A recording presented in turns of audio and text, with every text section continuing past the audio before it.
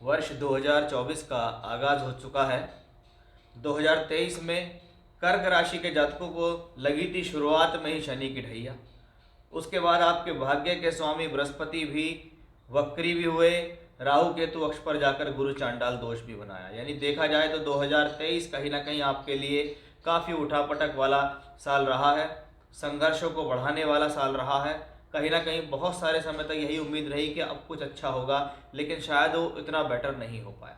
लेकिन 2024 2023 के मुकाबले में बहुत ही खास है। इसलिए मैंने थंबनेल पर लिखा हुआ अभी कि भाग्य बेमिसाल और करियर शानदार। कि क्यों कह रहा हूँ मैं ऐसा, ऐसी क्या बात है। इस टॉपिक को बनाने से पहले बहुत सारी रिसर्च हुई है, तभी जाकर इस टॉपिक को हम सभी 12 राशियों के लिए लेकर आए हैं कि शायद ही आपको कोई इतनी बारीक जानकारी यूट्यूब पर दे पाएगा जो इस वीडियो में मैं आपको बहुत विस्तार से बताने वाला हूँ। 10 से 12 मिनट का ये वीडियो आपके लिए बहुत ज़्यादा महत्वपूर्ण हो सकता है, क्योंकि हम यहाँ भाग्य विधाता बृहस्पति और कर्म कारक शनि के बारे में विस्तार से चर्चा करेंगे कि 2023 में भी शनि कुंभ में था और 24 में भी शनि कुंभ में है, तो फिर अंतर क्या है। वो अंतर समझने के लिए आपको वीडियो को देखना पड़ेगा, तब आपको पता चलेगा कि कौन कौन से महीने और कौन सी तारीख आपके जीवन में कब और कौन सी घटना लेकर आ सकती हैं। कब आपके लिए प्रॉपर्टी का समय अच्छा है, कब एजुकेशन के लिए अच्छा है, कब नौकरी व्यापार के लिए अच्छा है, कब तरक्की के लिए अच्छा है, कब यात्राओं के लिए अच्छा है। वो सब कुछ इस वीडियो में बड़े विस्तार से होगा। इसलिए जो भी ज्योतिष के जानकार हैं वो इस वीडियो को बहुत ही ध्यान से देख भी रहे हैं पिछले समय से, और आगे भी देखेंगे, ये मैं आशा करता हूँ। हमारा ये वीडियो जो है चंद्र राशि पर आधारित है। कर्क राशि के जातकों के लिए ये वीडियो है। आपका यदि कर्क लगन है तो भी आप इस वीडियो को देख सकते हैं। जय श्री राम। मैं पंडित आशीष शर्मा लेकर आया हूँ एक बहुत ही विशेष और बहुत ही रोचक जानकारी कर्क राशि या कर्क लगन के जातकों के लिए।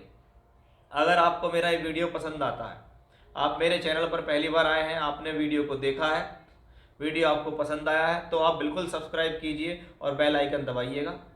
साथ ही साथ अगर वीडियो ज़्यादा पसंद आती है या आपको लगता है कि इस वीडियो में कुछ है तो लाइक करें और अन्य लोगों तक उसे पहुंचाएं, जिससे उनको भी लाभ मिल सके। तो आइए शुरुआत करते हैं। भाग्य बेमिसाल और करियर शानदार क्यों कह रहा हूं मैं ऐसा, ये सब कुछ कहीं ना कहीं निर्भर करता है सबसे पहले बृहस्पति पर। बृहस्पति अकेला एकमात्र ऐसा कुंडली के अंदर ग्रह है जो 2 स्थानों का मालिक है, एक जगह बैठता है, 3 जगह देखता है। साथ ही साथ वो इन सारे ग्रहों में, 9 ग्रहों में सबसे शुभ ग्रह बृहस्पति को बताया गया। धन का कारक है, संतान का कारक है, भाग्य कारक है, कर्म कारक, लाभ कारक। यानी एक ही प्लेनेट को इतनी सारी जिम्मेदारी मिल गई, इसका मतलब उसका कुंडली या गोचर में शुभ होना जरूरी है। पहले कुंडली में शुभ होना जरूरी है, बाद में गोचर में शुभ होना जरूरी है। हम यहाँ आपको गोचर की जानकारी दें कि जब 2024 की शुरुआत होती है तो भाग्य कारक बृहस्पति, क्यों कहते हैं इसको भाग्य कारक, क्योंकि ये काल पुरुष के 9वें यानी भाग्य स्थान का मालिक है, इसलिए ये भाग्य कारक कहलाता है। अब ये भाग्य कारक ग्रह, भाग्य कारक तो है ही है, आपके तो भाग्य स्थान का मालिक भी है, इसलिए इस ग्रह के पास डबल जिम्मेदारी है। लेकिन वो कहता है जब तक मैं अपनी जिम्मेदारी पूर्ण रूप से तभी निभा पाऊंगा जब मैं स्वस्थ होऊंगा। स्वस्थ का मतलब है ना मैं दुष्प्रभाव में हूं, ना मेरे ऊपर कोई प्रॉब्लम। 2023 में अगर हम देखें तो अप्रैल से दिसंबर तक ये राहु केतु एक्सेस पे रहा और ये वक्री भी रहा, इसलिए ये अपनी पूर्ण रूप से जिम्मेदारी नहीं निभा पाया। अब 2024 में एंट्री हुई तो फ्रेश तरीके से बृहस्पति आपको मिला कि इस पर कोई दुष्प्रभाव नहीं है, किसी भी तरीके से खराब नहीं है। ये बृहस्पति यहाँ बैठेगा, 10वें भाव में बैठा है, स्वस्थ होकर, यानी ये 10वें घर से संबंधित अच्छा करने का प्रयास करेगा। कहा जाता है कि भैया बृहस्पति जहाँ बैठता है वहाँ भी फलित है, जहाँ देखता है वहाँ भी फलित है। अब 10वें भाव में बैठकर शुभ ग्रह बैठा है। महर्षि पराशर जी कहते हैं कर्म भाव में शुभ ग्रह बैठा हो या गोचर शुभ हो तो 10वें घर में वृद्धि होती है। 10वां घर किसका है? कर्म और कार्य क्षेत्र का है। यानी यहाँ पर बृहस्पति 1 मई 2024 तक है, यानी शुरुआत के लगभग 5 महीने अगर देखें या 4 महीने कुछ दिन देखें तो वो कहीं ना कहीं कर्म भाव के लिए बेहतर है। अब आपके द्वारा किए गए एफर्ट सफल होते दिखाई देंगे। भाग्य का मालिक कर्म भाव में, इसको कहते हैं कर्माधिपति धर्माधिपति की स्थितियां ग्रह द्वारा बनाना। वो बृहस्पति यहाँ से बैठ के 6ठे भाव को देखता है, 6th हाउस कंपटीशन का है, आपके कंपटीशन में विजय मिल रही है। आपको जीवन में शत्रुओं की कोई बाधा है या प्रॉब्लम है तो वो सॉल्व होगी। आपको कोई हेल्थ इश्यूज है तो वो सॉल्व होगा। अब छठे का मालिक यहाँ शुभ होके बैठे तो नौकरी में किए गए संघर्षों से सफलता मिलती है। कर्म कार्य क्षेत्र में किए गए कर्मों में सफलता मिलती है।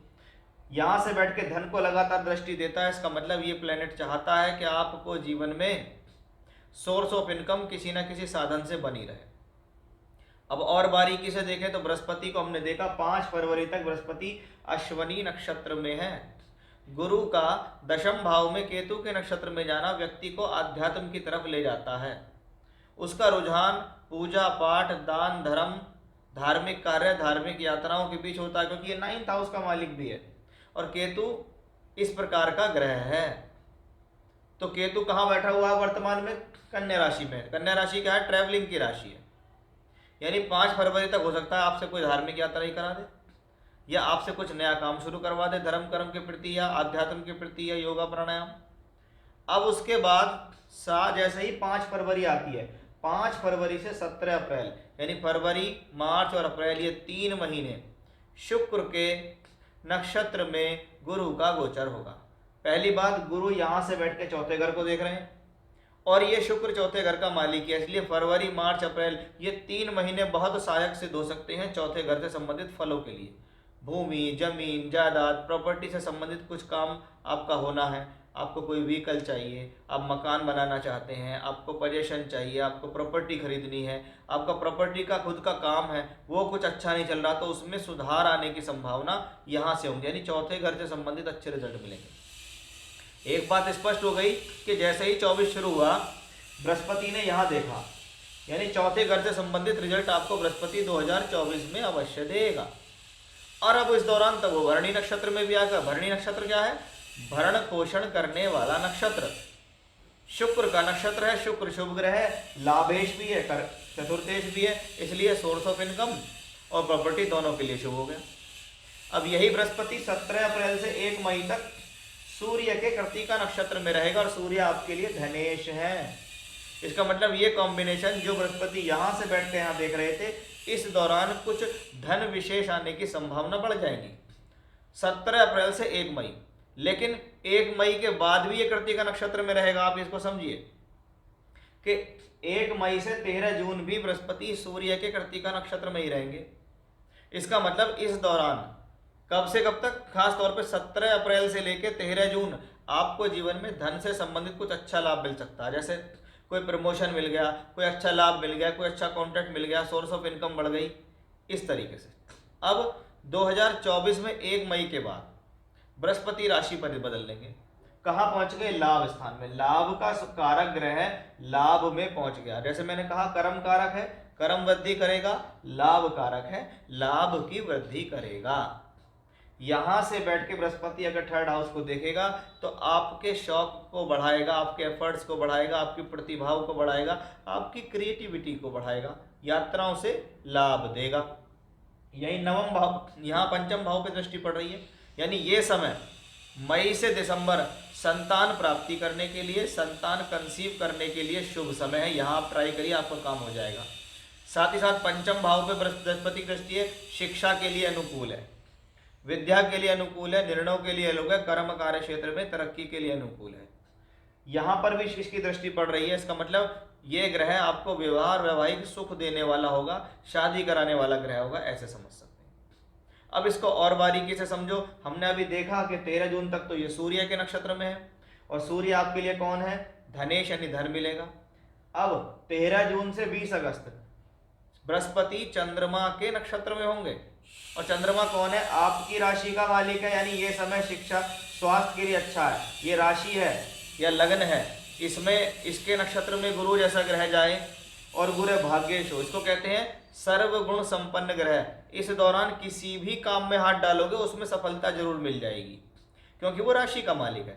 अल्टीमेटली जो सब कुछ मिलना है वो मिलना तो आपको ही है, चाहे वो सुख है, चाहे वो दुख है, चाहे वो खुशियां हैं, चाहे वो नौकरी है, चाहे व्यापार है, कुछ भी है, मिलता तो आपको ही है। और आप यानी लगन का मालिक या राशि का मालिक। तो ये उस हिसाब से अच्छा हुआ। 20 अगस्त के बाद जैसे ही गुरु मंगल के नक्षत्र में जाता है, फिर ये यहाँ वक्री भी हो जाता है और वापस रोहिणी नक्षत्र में आता है। लेकिन हम अगर देखें 20 अगस्त से लेकर दिसंबर तक की स्थितियां, तो इस दौरान वो चंद्रमा के और मंगल के नक्षत्र में होता है। यानी मंगल कौन है? कर्मेश। मंगल कौन है? पंचमेश। यानी ये सभी स्थितियां 20 अगस्त के बाद, चाहे गुरु वक्री भी है तो भी भौतिक सुख संसाधनों के हिसाब से, शिक्षा के लिए, सम्मान के लिए, कर्म कार्य क्षेत्र के लिए, नौकरी व्यापार के लिए शुभ है। इसीलिए कहते हैं भाग्य बेमिसाल। क्यों कहा? लॉजिकली मैंने आपको समझाया है, जिससे आप बिल्कुल भी भ्रमित ना हो, बहुत कूल माइंड होकर काम करें। कोई कुछ भी बहकाता रहे आपको, ऐसे होने वाला है, वैसे हो जाएगा, क्योंकि आजकल थंबनेल पे लिख देते हैं आ गया है बृहस्पति, अब कर देगा काया पलट, पता नहीं क्या क्या लिखते हैं, लेकिन अंदर उनको जाके सुनो तो कोई बात लॉजिकली है ही नहीं। चलिए अब बात करते हैं कर्म कारक ग्रह की। कौन है कर्म कारक ग्रह? शनि है। जब जब चंद्रमा से 8वें घर में शनि आए तो इसको कहा जाता है कर्म कारक ग्रह। ये कर्मों का कारक है, आपके कर्मों में भी दखलंदाजी करेगा। यानी ये कहीं ना कहीं ऐसा भी हो सकता है आपसे खराब कर्म करा दे, आपको गलत कर्मों के प्रति लिप्त कर दे, गलत लोगों के साथ बिठा दे, गलत आचरण करा दे, या कह सकते हैं किसी प्रकार के गलत कर्मों से धन कमाने का अवसर दे। क्योंकि वो 8th हाउस में शनि है। यहाँ शनि आपको टेस्ट करते हैं कि भाई चंद्रमा से 8वें घर में शनि है, शनि की ढैया शुरू हो गई, अब देखता हूँ ये व्यक्ति 2.5 साल में गलत कर्मों के प्रति ज़्यादा आकर्षित होता है या अपने आप पर संयम करके परिस्थिति से लड़के आगे जाता है। दोनों ही स्थितियाँ शनि के पास है, क्योंकि 8th हाउस में अच्छे और बुरे दोनों रिजल्ट हैं। अब आपको कौन से लेने, ये आपके मन, आपके शरीर पर निर्भर करता है। इसलिए शनि की ढैया अगर आती है तो आपको सिखा के जाती है कि इन 2.5 सालों में इन्होंने मुझे बहुत सिखाया। अब शनि 8th हाउस में है, 8th हाउस में ही रहेंगे, यानी ढैया 2024 में भी रहेगी। अब शुरुआत में देखें तो 30 मार्च 2024 तक शनि राहु के शतभिषा नक्षत्र में गोचर करेंगे। शनि राहु योग के बारे में अगर हम बात करें तो शनि राहु योग शास्त्र में कोई बहुत अच्छा नहीं माना गया, इसको प्रोफेशनली या कर्मों के हिसाब से कोई बहुत अच्छी इंडिकेशंस नहीं दिए। तो वहीं शनि को आप यहाँ देखें कि शनि या राहु के नक्षत्र में 30 मार्च तक है। जब शनि 8th हाउस में बैठ के राहु के नक्षत्र में जाए तो इस दौरान प्रोफेशनली कोई भी उठापटक नहीं करनी, कोई काम परिवर्तन नहीं, कोई जॉब परिवर्तन नहीं। अपने काम में जहाँ पे आप काम कर रहे हैं, नौकरी या व्यापार, वहाँ आपसे कोई गलती ना हो, इसका ध्यान रखना है। ठीक है। अब आती है आपके लिए एक बेहतर स्थिति कि अभी मैंने जो आपको बृहस्पति के बारे में इतना सारा बखान किया, वो बृहस्पति भाग्य कारक आपके लिए, भाग्य का स्वामी आपके लिए। अब वही बृहस्पति का नक्षत्र होता है पूर्वी भाद्रपद नक्षत्र, जिसमें शनि एंट्री कर रहे हैं।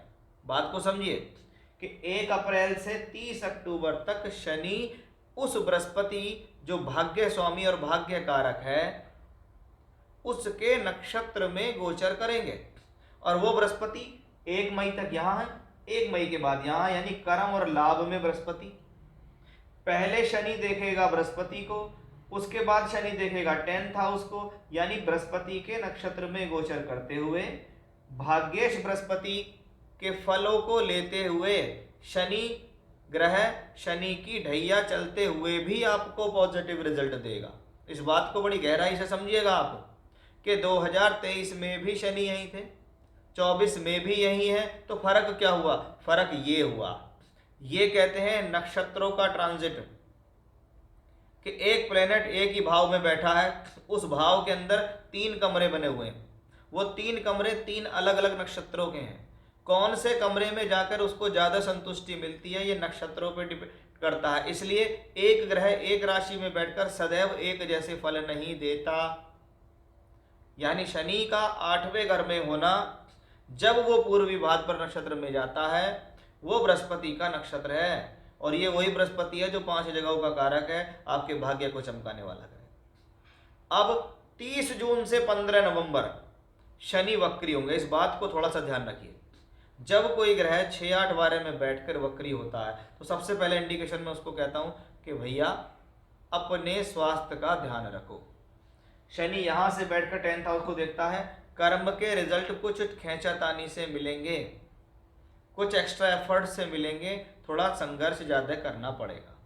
धन भाव पर देखता है, वक्री होने के दौरान पैसे आने में खिंचावट होगी, लेकिन इसका मतलब ये नहीं है कि आएगा ही नहीं, वो वक्री है, थोड़ा सा डिले करता है। पंचम भाव पे दृष्टि देता है। आपको इस दौरान अपनी बुद्धि से जो निर्णय है वो सोच समझ कर लेने हैं, क्योंकि निर्णयों से ही सारी कहानी है।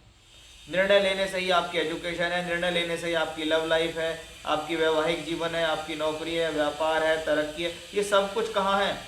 आपकी बुद्धि पर डिपेंड करता है। और बुद्धि भाव पर वक्री शनि की दृष्टि आपको कंफ्यूज कर सकती है, इसलिए घबराना नहीं है आपको इस दौरान। ये ध्यान रखना, वक्री होके यहां से यहां देखेगा, खान पान संतुलित रखें, अनुशासन में रहें। अदरवाइज शनि बैठे हैं बृहस्पति के नक्षत्र में, वो तो रिजल्ट पॉजिटिव देंगे ही। 2023 के मुकाबले तो 2024 बहुत ही बेहतर इस शनि की वजह से होता दिखाई दे रहा है। तो यहां मैंने आज आपको बता दिया कि भैया भाग्य कारक बृहस्पति और कर्म कारक शनि, क्यों कह रहा हूं मैं आपसे कि भाग्य बेमिसाल और करियर शानदार। शानदार भैया 2023 में बहुत बुरा हाल था, 24 में बेहतर हो गया, तो भैया इससे अच्छी क्या बात है कि कुछ तो बेहतर हुआ। और वो मैंने आपको बड़े लॉजिकली समझा दिया है। तो ये था कर्क राशि के जातकों के लिए बहुत ही खास, बहुत ही विशेष जानकारी। जय श्री राम।